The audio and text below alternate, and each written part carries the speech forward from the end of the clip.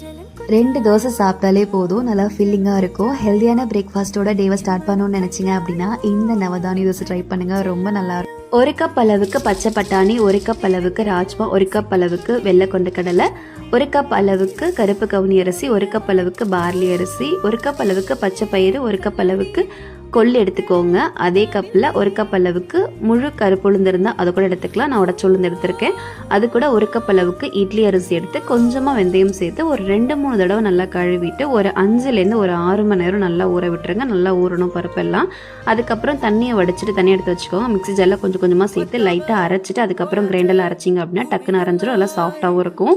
இதுக்கப்புறம் தண்ணி தேவைப்படல கொஞ்சம் கொஞ்சமாக அரைச்சி தோசை மாவு பக்கத்துக்கு வச்சிட்டிங்க அப்படின்னா இதை புளிக்க வைக்கணும்னு அவசியம் இல்லை. ஃப்ரிட்ஜில் எடுத்து ஸ்டோர் பண்ணி வச்சுடுங்க. தோசை ஊற்றுறதுக்கு ஒரு 1 மணி நேரத்துக்கு முன்னாடி நம்ம மாவு எடுத்து வெளில வச்சிட்டோம் அப்படின்னா தோசை நல்லா வரும், ரொம்ப புளிக்கவும் புளிக்காது. தேவையான உப்பு சேர்த்துட்டு கார சட்னியோட ட்ரை பண்ணுங்கள்.